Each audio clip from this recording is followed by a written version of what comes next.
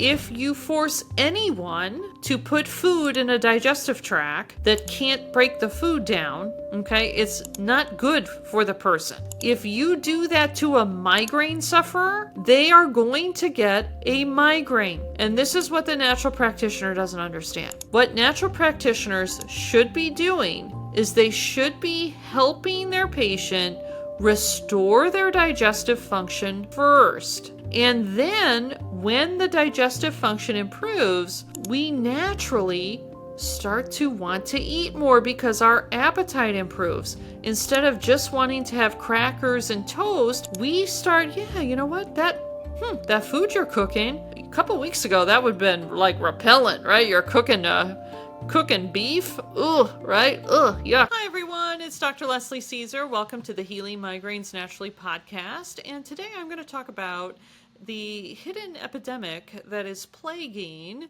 women with chronic headaches and migraines. So I want to walk you through a new client that I just started working with this week. And I think a lot of you listening to the podcast are probably going to relate to what she's been going through. So I'm going to talk about Peggy. So I talked with Peggy this week, and this is what we uncovered. I had her do a quick little diet diary for me for about 5 days. And what I saw on the diet diary indicated that she really didn't start feeling hungry until closer to lunchtime. So she's waking up around 7 o'clock in the morning, she's having her morning coffee, and then really not eating anything until closer to lunchtime. Then I saw that she was eating pretty much a full dinner, kind of like a family dinner. I assumed that she was eating with her family. And then I saw that as the evening wore on, she was eating more and more like snacks, okay? First, like some pretzels, then a little trail mix, then like a cheese stick or like a meat stick. But I could see like after dinner, there was a lot of sort of like snack size portions that were consumed. So when I talked to her, we dug into that a little bit more. And what she told me was just, she didn't really feel hungry, certainly. She isn't feeling very good overall because she has constant head pain. At a minimum, it's constant but low enough severity level that she can get out of bed and she can do some things with her family. When it's at its worst, it flares into a full-blown migraine and she's, totally confined to that dark room, laying in bed.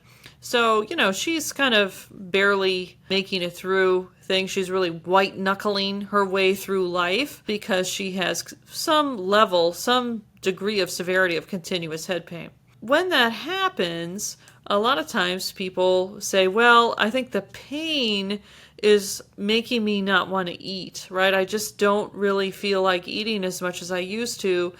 Definitely in the morning, I don't feel like eating breakfast. In fact, even the thought of food, the smell of food, really puts me off, right? So I'll have my coffee in the morning. A lot of times that might make me feel a little bit better, but I don't really even want to look at food. And then around 10:30, 11 o'clock, 11:30, I'm starting to get a little hungry and I know I should eat something, right? So maybe I'll just have a few crackers, maybe I'll have a cheese stick, maybe I'll have a little yogurt or a little cottage cheese, maybe a little fruit, maybe like an apple or a banana, something like that. I could have around lunchtime, but I just eat a little bit and I feel pretty full. I don't need to eat much. My husband always tells me, is that all you're going to eat? Shouldn't you eat a little bit more? Maybe you'd feel better if you ate a little bit more. My family keeps trying to get me to eat more, but I don't feel like eating. And when I do eat, it doesn't sit right. I might have heartburn or indigestion, or I bloat up like I'm pregnant, right? It's not very pleasant to eat. But then, as the afternoon goes on, maybe around 4 o'clock, now I'm actually starting to get a little bit hungry. I might have a little snack. I might have some chips or some pretzels. I try to eat healthy, so maybe I'll have some nuts or something, maybe a little meat stick. I like to eat dinner with my family, and so we do have more of like a family dinner where we might have hamburgers or grilled chicken with some garlic bread or, some vegetables, a little salad or some broccoli. And I will sit down and eat that, but even that, I can't eat very much. To me, it seems like a lot because I eat it and I feel real full, but I can kind of tell my family thinks that I don't eat that much, but it must be enough because that's all I feel like eating. Once I eat a little bit, I feel real full, and I'm overweight. I want to lose weight, and I really don't understand why I could be overweight eating as little as I do. I keep saying, well, I should cut back on what I'm eating, but I really can't cut back anymore, and I certainly don't feel like exercising. But it's a real mystery to me why, how could I be overweight like this with as little as I eat? So this is actually a very common scenario that I encounter when I start working with clients. Do you resonate with this? Does this sort of sound familiar to you? If so, you're not alone. This is pretty common. So what's actually going on here is that you have low appetite. Now, why would someone have low appetite? Well, the body generates low appetite when we have poor digestive function. This is a protective mechanism that the body employs. So our appetite is directly connected to our digestive function. When we have good, robust digestive function, we have a robust appetite and we can eat 3 full meals a day. When we have poor digestion, the body wants to protect itself. It's like, well, I don't want her to put a lot in here if I can't break this down. So I'm going to not make her hungry until later in the day. I'm going to make her feel full when she just eats a little tiny bit. I'm even going to change what she finds appealing to eat. And this is one of the most fascinating phenomenons about our appetite. So how many of you are struggling with food cravings?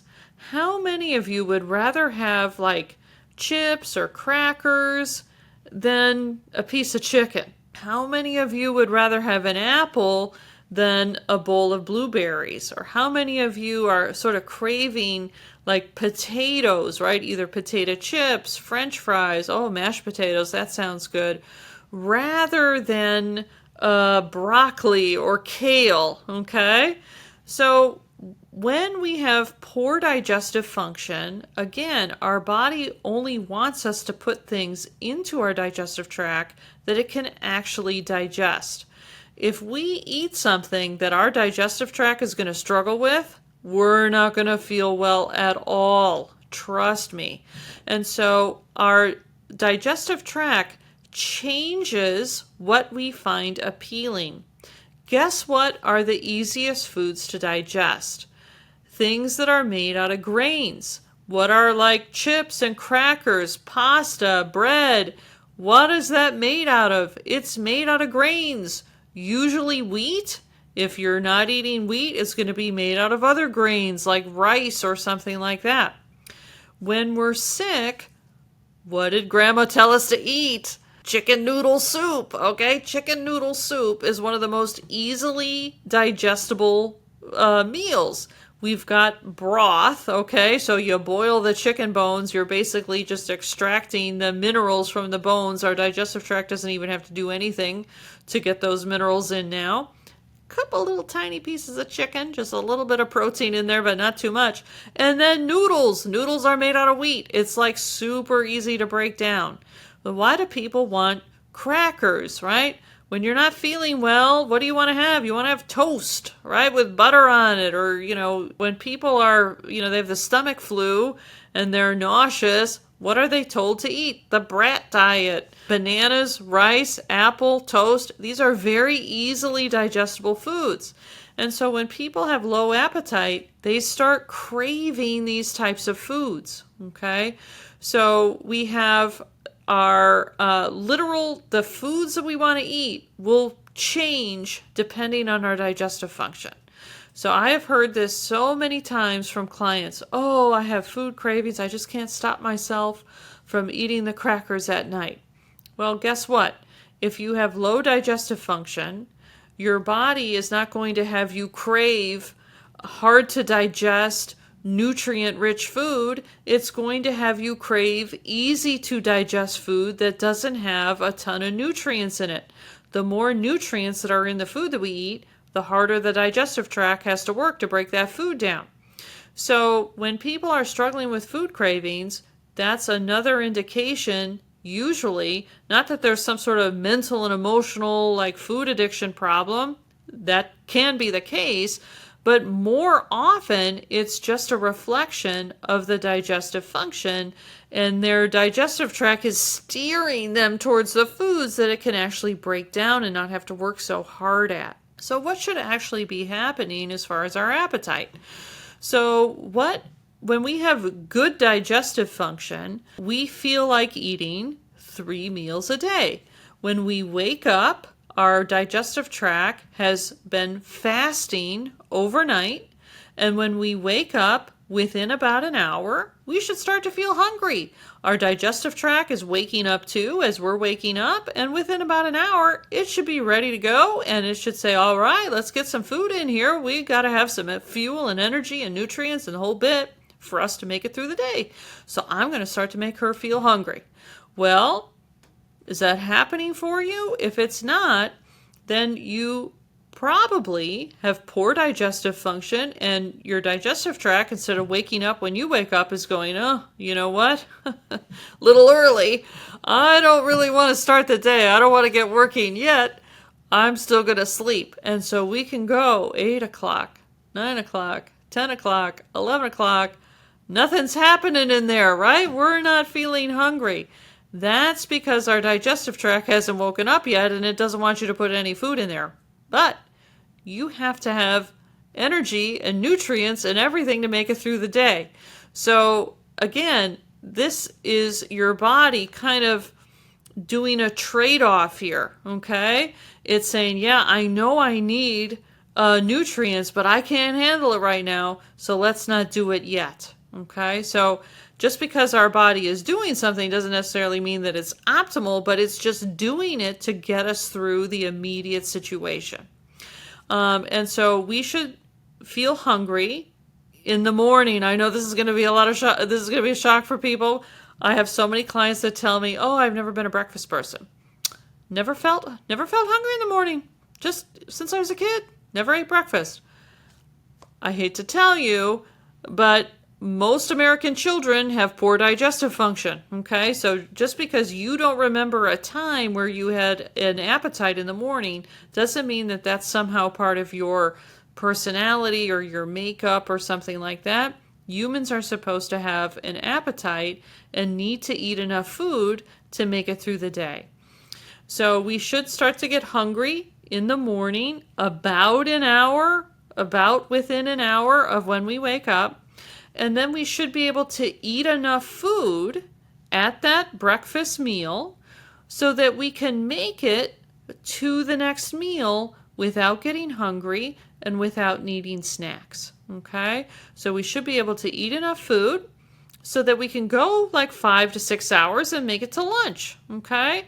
Now, this definitely was not the case for me by the time I was 14 years old. By the time I was 14 years old, I could not leave the house without snacks in my purse because I could not make it to the next meal, especially that meal, especially between breakfast and lunch. Forget about it. It was very, very difficult for me to be able to eat enough food to make it to lunch. And so I would have to carry some sort of snacks with me in my purse, or I would have a horrific low blood sugar episode around 10:30 in the morning and get into big trouble. I even fainted at school one time, okay? So if that's you, I feel for you.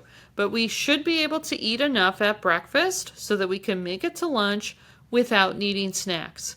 And then we should have enough of an appetite where we're starting to feel hungry about 5 to 6 hours after breakfast. We should start to get hungry again. We should have enough of an appetite where we can eat a full lunch, and we can again make it to dinner without needing snacks, okay? So we can eat enough food so that we can go 5 to 6 hours, make it to dinner, and then we have a feel hungry again, we have a good appetite, we can eat a full meal, and then we can make it all the way through the night, okay? Our digestive tract is designed to, one, have a long overnight fast, and this is critical so that the digestive tract can get some rest. Our digestive tract is not designed to run all day long, and this is a tremendous fallacy. This is a tremendous false thing that a lot of migraine sufferers have been told. This is a very false view promoted within the natural medicine industry, and even some medical doctors will tell their patients, their migraine patients, to eat frequently. Instead of eating 3 appropriately sized meals, they will tell migraine sufferers to eat 4 to 6 small meals throughout the day.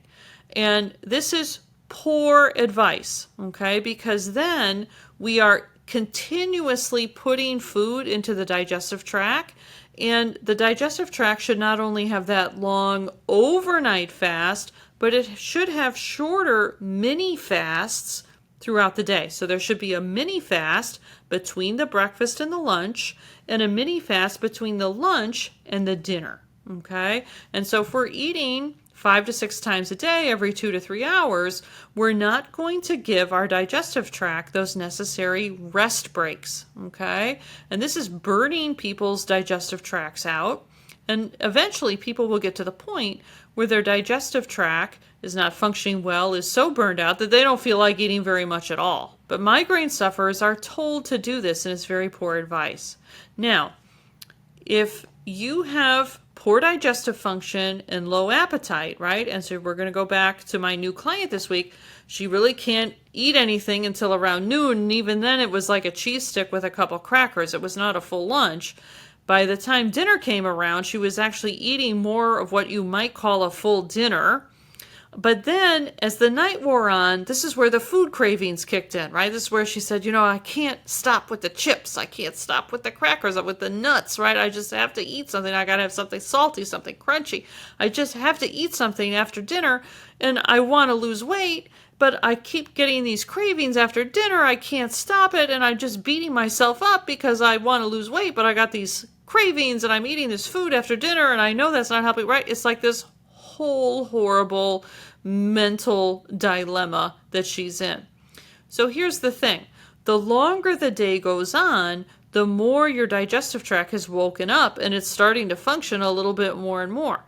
And so even though you haven't eaten very much throughout the day, you missed one meal, you only had a half a meal, even the dinner is maybe 3/4, but it's at least larger than anything else, you've got to make up that deficit. Your body has to have, at a minimum, it has to have enough glucose to function, okay? At a minimum, it has to have some level of calorie intake. And so by the time dinner time and those evening hours come along, it's like, okay, I only got so many hours left in the day. I'm halfway functioning now. Let's eat, right? But it's going to steer you to easily digestible foods because it's not functioning that well and it's almost bedtime. And I'm trying to get this fast in overnight, so let's just have her eat things that I can break down real quick, and it's just going to fill in some of this deficit. That's going to be things made out of grains, okay? It's going to be the crackers, the chips, things made out of potatoes, wheat, rice, popcorn. Corn is a grain. It's not a vegetable, okay? You're going to be driven. I mean, candy, chocolate, right? Things with glucose in it. Very, very easy to break down and actually get some glucose, get a little bit of fuel in your body before the end of the day. And so people are beating themselves up all the time. Why can't I, put the chips down in the evening? Why do I have these chocolate cravings? Why do I have these sweet cravings? I ate dinner. Why do I want a Snickers at 8 o'clock, right? Your body is just desperately trying to fill in the gap that was created throughout the day before you go to bed. You don't have control over that. Okay, this is not a willpower issue. This is not like a mental, emotional issue. This is just your body trying to get as much as it can in you before you go to bed, and then you're going to wake up the next day and start the cycle all over again. The answer to all of this, getting you off of this roller coaster, is we have to restore the digestive function, okay? We have to get your digestive tract up and running again so that it actually wakes up in the morning when you wake. You actually feel like eating breakfast. And I'm telling you, I have had so many clients that say, oh, Dr. Leslie, I'm not a breakfast eater. Never have been. I can't even imagine eating a breakfast. Lo and behold, we actually get their digestion working, and suddenly, what do you know? Wow, I felt like having 2 eggs, a piece of toast, and a bowl of blueberries for breakfast. I don't know who I am anymore, right? Believe me, this happens all the time. So then we're actually having a good appetite so that we can eat a breakfast. And then, what do you know? We can actually make it to lunch. Do you know what it's like for me to be able to leave my house without food in my purse? It's wonderful, right? I can make plans. There was a time in my life that if I left my house to go to Target to do some shopping at Target and I didn't have the food in my purse, I'd have to turn around and get the food, right? It's like our cell phone, right? We can't leave the house without our cell phone. We turn around and get our cell phone now. We turn around and get food, right? Because we can't be stranded in a Target without some food, right? So I'm telling you, it's a wonderful freedom to be able to leave your house without food in your purse and not have to worry that you're not going to be able to make it through Target at 10:30 in the morning, okay? So we want to be able to make it to the next meal without getting hungry and needing a snack, and then we eat the lunch. We can eat enough at lunch, and we can make it to dinner without needing a snack, and then we can sleep through the night without also getting hungry and needing a snack. It's possible, and it only is going to happen when we have good digestive function and we have a good appetite. We have an appropriate appetite. Now, I want to address what I know you're thinking. Okay, you're saying, oh, Dr. Leslie, this sounds great, but I want to lose weight, and you're telling me that if I work with you, you're going to make me eat more food, okay? I have a client that I just talked to yesterday. We just wrapped up 3 months worth of work. Now, she was getting, when we started working together 3 months ago, she was getting a migraine, severe migraine, 3 to 4 times a week. She was maxed out on her triptan prescription. Every time she got a migraine, she had to go through that whole internal dialogue. How bad is this one going to get? Should I waste a triptan on this one? Or should I save it, right? Because I know I only have so many. Lord knows I don't want to get into rebound with these triptans. And so, is this one going to be bad enough? Do I have anything planned for later today? Is this one where I should just go home and lay in agony? Or do I have something planned that I need to be functional for? So, right, we all know this whole mental calculus that we do, right? So, fast forward 3 months, she's getting a little headache about every 10 days. She takes a little Advil. She's good in about an hour or less. And I know as she continues the game plan that we put together for her, those 10-day intervals are going to become further and further apart, and this whole thing is going to fade into the distance for her. But do you know what she told me yesterday? She said, I have lost some weight. My clothes are fitting a little bit better, and the scale has shifted, and I can't believe it because I've been eating more, okay? This was a woman who was not eating a breakfast very frequently at all, maybe on the weekends, okay? And then her lunch was very scanty, and then her dinner was pretty close to being a full meal, right? So now, 3 months later, she's eating breakfast, she's eating lunch, she isn't having those food cravings, she's not loading all those snacks in after dinner as her body is desperately trying to make up the difference that she couldn't do it during the day. She's eating 3 meals, she's not thinking about snacks. She has tremendously fewer migraines. She's eating more. She lost weight, okay? So our weight, we have been told that the math for our weight is this equation. Calories eaten minus calories burned equals our weight, okay? That we have been told this simple math equation. That's how we get to our weight. That is not how we get to our weight. How we get to our weight is an advanced calculus equation not a simple math equation. So it is entirely possible for you to eat more calories, eat more food, and actually lose weight. Okay? Now, if we tremendously overeat calories, yes, we are going to lose weight. I'm not saying that if somebody eats 4,000 calories a day and they don't have a basal metabolic rate or an activity level that is anywhere near to that, I'm not saying they're not going to they're not going to gain weight. Okay? There is a correlation between the quantity of food that we eat and the calories that we eat and our weight, but it is not a simple math equation. It is a complex calculus equation. Okay, so I will have a new client and I will go over this with them and I will say, you're not eating enough food. It's not your fault. It's because your digestion is low and that has generated this protective low appetite. Your low appetite is actually your body trying to protect you, because if you put a lot of food into a digestive tract that's not functioning well, you're going to feel sick. And if you're prone to migraines, it's a great way to get a migraine. So your body doesn't want that for you. So it's lowered your appetite and it's generated this phenomenon, which is very predictable. But we're going to get your digestion working and we're going to, over time, you're just going to get hungrier in the morning and you're going to get hungrier at lunch and you're not going to be as hungry between meals and in the evening, and you're going to eat more food. And when you eat more food, you're going to eat more nutrients, which is a great thing because your body needs nutrients to function well. And the number one thing they say, I can hear the silence. I can hear the silence over the phone as I tell them this. I can hear it. And they go, well, but I want to lose weight and I don't want to eat more because I don't want to gain weight. And I say, you're going to have to trust me. And I know we just started working together and you don't have a lot of reason to trust me yet, but I'm just going to ask you to trust me. Okay? I'm not expecting you to gain weight when we do this.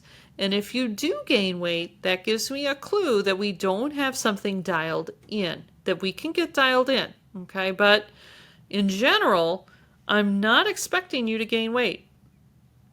So just let's give it a try. Okay, let's give it a go. And because they want to get rid of these horrible migraines, they'll say, all right, you know what? I will do what you tell me. I will do whatever you tell me to do because I don't want to have these migraines. And I say, all right, let's do it. So I will also want to tie in a common practice of natural practitioners giving their patients food lists. Okay, so when you go in to a natural practitioner, whether it's a chiropractor, functional medicine doctor, another naturopathic doctor like myself, what is typically going to happen? They're going to give you a couple handouts and they're going to tell you, you need healthy eating habits. You need to eat in a health supporting way. And here are my handouts. Here are my food lists. This is what you need to eat. This is what you should eat for breakfast. This is what you should eat for lunch. And this is what you should eat for dinner, right? And so here's some meal plans. Here's some recipes. Here's some food lists. Here's my handouts. I want you to go back and I want you to eat according to these handouts. Okay?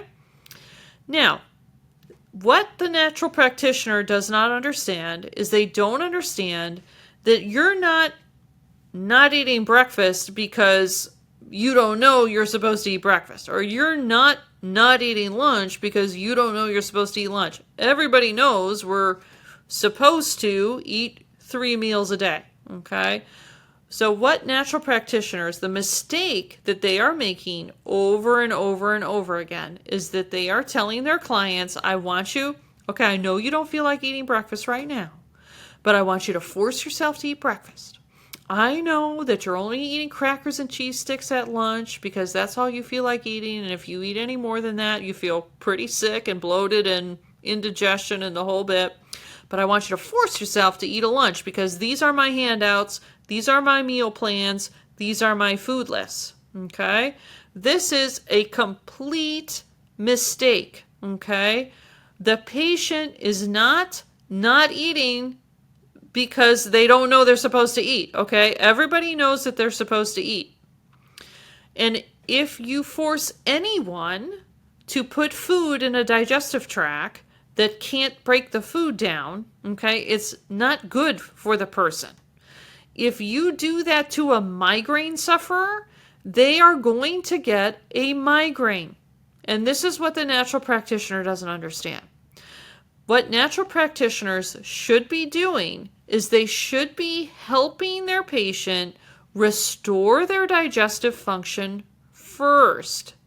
And then when the digestive function improves, we naturally start to want to eat more because our appetite improves. Instead of just wanting to have crackers and toast, we start, you know what, that food you're cooking, a couple weeks ago, that would have been like repellent, right? You're cooking beef, right? Yuck. I don't want that, like repellent, right? All of a sudden, oh, that smells good. Yeah, that smells good. I wouldn't mind eating that. This is not anything that they're consciously doing. This is their body adjusting to more robust digestive function, and actually their digestive tract saying, yeah, you know what? I could actually break some hamburger down. Let's go. I'm going to make her think that that smells good instead of repulsive, okay? So instead of working with people first and getting their digestion improved and watching this natural process unfold, I have seen this unfold repeatedly over and over and over again. Instead, what they're doing is they're saying, well, you're not eating anything. You're hardly eating anything. We need to get you eating here. Here's my meal plans. Here's my food list. I need you to do with your meals and force yourself to eat. Now, if somebody has an autoimmune condition, if somebody has arthritis, if somebody has certain health conditions or symptoms and you do that to them, they may not feel great. They may not be able to stick to the recommendations. They may not be able to stick to the handouts and to the diet because their digestion is still going to turn them off from the food. Okay, their digestion is still going to try to protect them. But they're not going to be overtly affected other than, oh, I can't eat all this food and my digestion is worse and, my bloating is worse and my gas is worse and my heartburn is worse and, what's wrong with me that I can't implement these handouts. That's what they're going to go through. But if you're a migraine sufferer, you are highly, highly likely to get a horrible migraine if you do this. This is a terrible problem within the natural medicine industry, okay? I'm known in the naturopathic community now as a migraine specialist, and so I will get calls from colleagues, and they will say, I have a new patient with migraines, and I gave her my, food lists and my meal plans and how, I taught her how to eat to support her health, and then she called me up 3 days later and said, I've been in bed with a migraine for 3 days after I tried to eat according to your handouts. And I'm like, oh my goodness, right? You can't do this to a chronic migraine sufferer. My new client that I opened up this episode with, who was really not able to eat she was not able to eat very much food at all, and her family kept telling her, are you sure you don't want more food? You eat like a bird. Maybe you'll feel better if you eat more food. She's not being stubborn. She's not being careless. Her body is telling her don't eat because it can't break the food down, right? So we had our first appointment this week, and I knew she was going to be nervous because I knew what she was thinking. She was thinking that I was going to give her a food list and a bunch of handouts and a meal plan and all this stuff, and I was going to tell her, listen, you need to eat a breakfast, and you're going to eat a breakfast, by golly, and you're going to, get that food in, and you're going to eat XYZ. And she was really, really nervous. But she showed up for the call because she wants to feel better. And she said, well, whatever Dr. Leslie's going to tell me to do, that's what I'll do. But, I could tell she was nervous.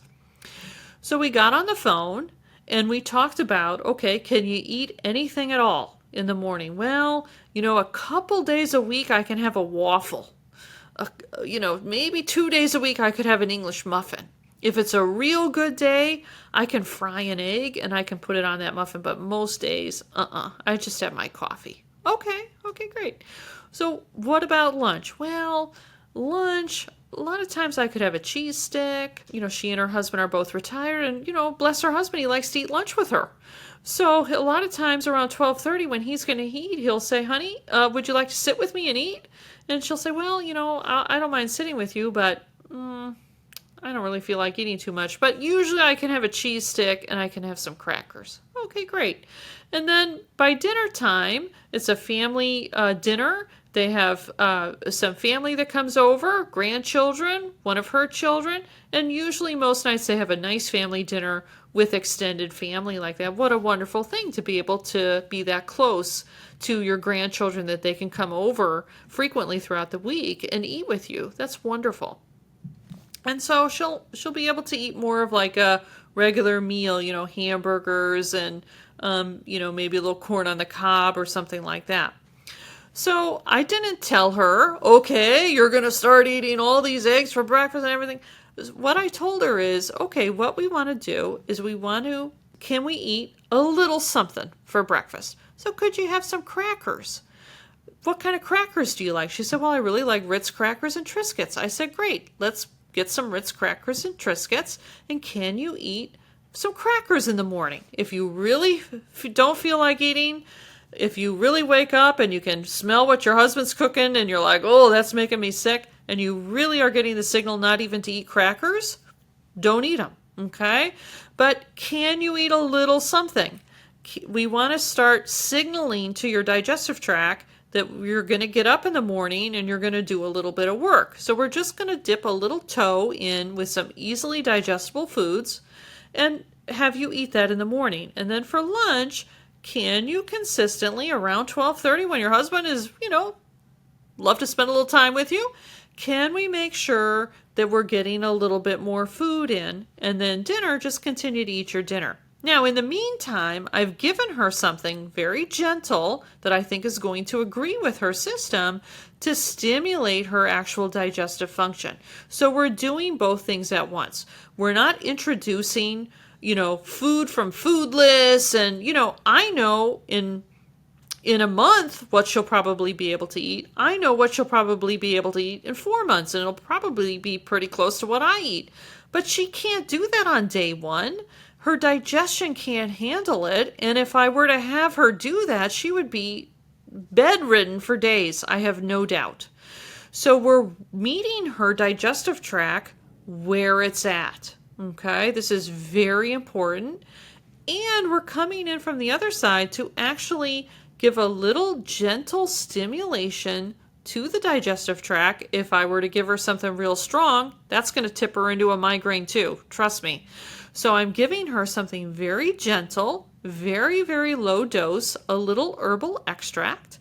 And those two things combined, just a gentle signal, digestive tract, we're going to get you working again, and a little helper to help get things fired up. Those two things together, I know over the course of the next few weeks, she's naturally going to start to want to eat more and more. And from there, we can start to introduce more nutrient-rich food that's harder to break down, okay? We all know we are supposed to eat nutrient-dense foods, but the more nutrient-dense the food is, the harder it is to break the food down. The more robust your digestive function has to be if you're going to eat nutrient-dense foods. So we've got to keep her on easy to digest foods made out of stuff like grains, okay, like crackers, right? Why do we want to eat crackers when we don't feel good? It's easy to digest, right? So but we're going to get a little something in that she can actually break down and digest.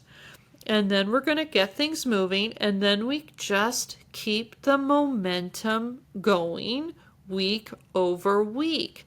And because I'm going to be meeting with her weekly and staying in communication with her throughout the week, I can guide her, and right when her digestive tract is ready for a little bit more food and a little bit more of a nudge, boom, we can give it right at the moment that she's ready.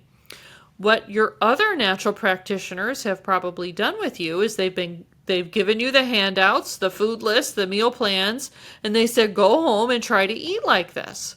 With no digestive support, nothing to help restore your digestive function, or if they did give you something, they gave you a dosage for somebody that doesn't have migraines.